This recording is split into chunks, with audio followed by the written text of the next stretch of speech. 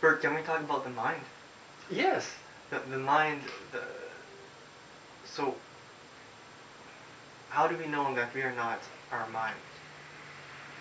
Okay. Or are we? Because we go back to consciousness. What is mind? Mind is consciousness. The two are inseparable. You see, many people say, oh, the world is full of suffering, is full of war, horrible. God must not be all love, Yeah. because he's punishing us, he's making us suffer. One thing we do not realize, that God did not create the world. The world is created by universal mind. Yes. You see? Yes. Because mind, consciousness came from awareness. Awareness is God. Awareness is the ultimate source, beingness. It does not create, but from it, being that space of the wheel, Yeah. because from it has the ability to create change, movement. Yeah. You see, so movement comes from stillness. And the mind is movement, thoughts. And mind is movement, constant movement. Okay. You see, but we identify with the movement, and that's called suffering. Yes. Right. Yes. Now, when we realize, now this is the key point. When we realize that we are not the movement is just mind. And you might say just mind, but isn't mind everything? Yes, mind is everything. Mind is the world. Mind is creation. Mind is the body. Mind is the thought. Mind is the emotion. Mind is the self-image. Mind is the law of attraction. You are attracting. You are creating your own reality. That doesn't mean it's real. It means your reality that you perceive to be real. And you act according to what you think is real.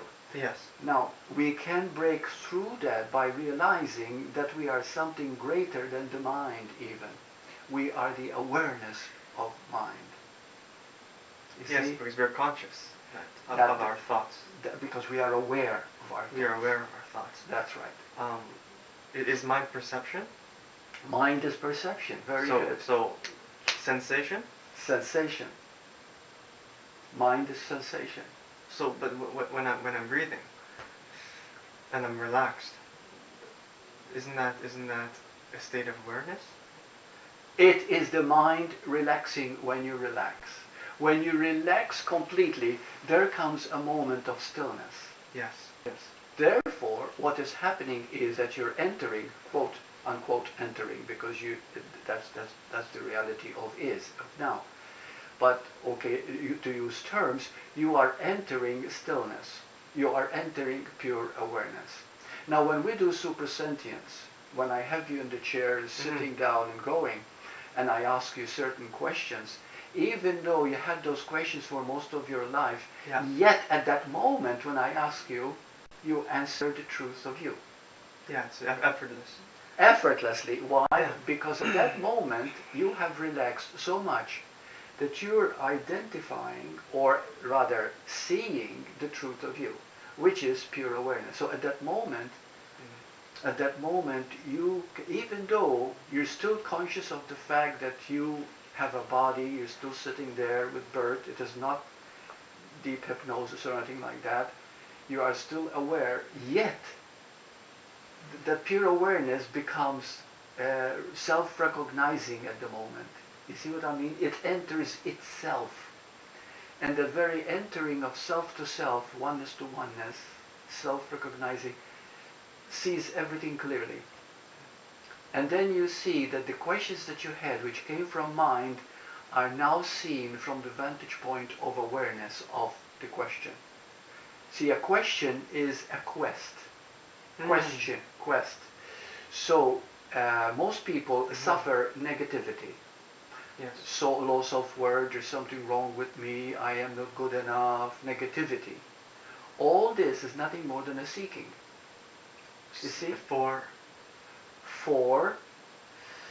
what are we seeking?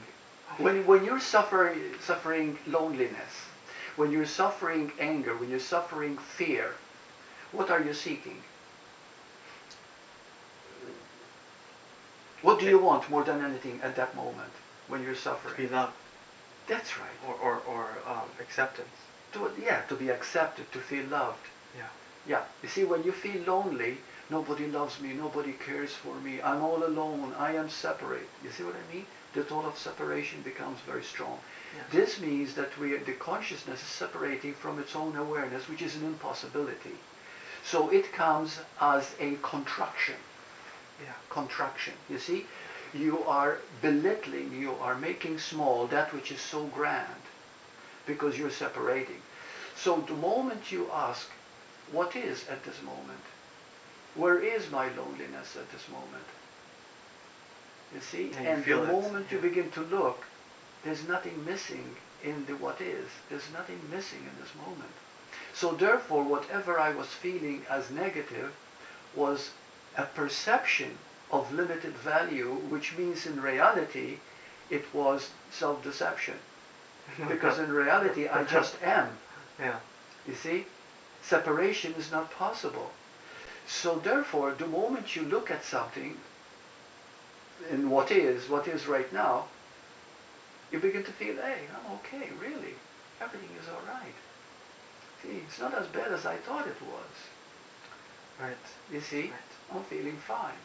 Right. So at that moment, there is a release. The release means that right now you're seeing in a grander view, grander picture of oneness. But, yes. Now, are we meant to suffer?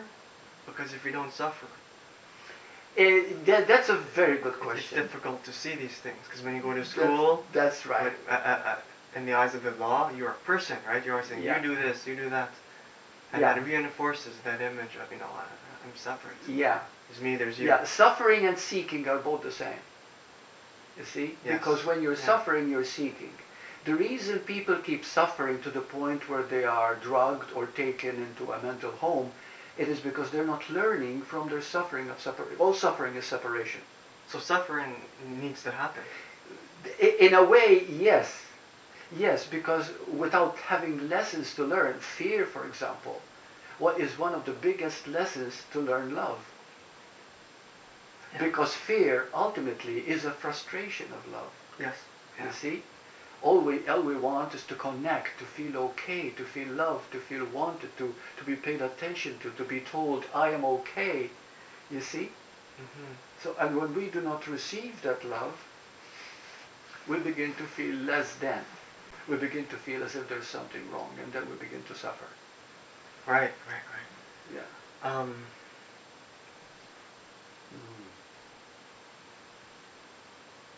This is so interesting, when we talk about seeking, because many people keep writing me every day, all over the world. They're saying, I'm suffering, I'm this. Yeah. How can I get rid of it? Yeah. And I'll say, don't get rid of it. It is a lesson to be learned. Look at it, learn from it. And accept it, right? And accept it, embrace it. Yes. I find it difficult sometimes.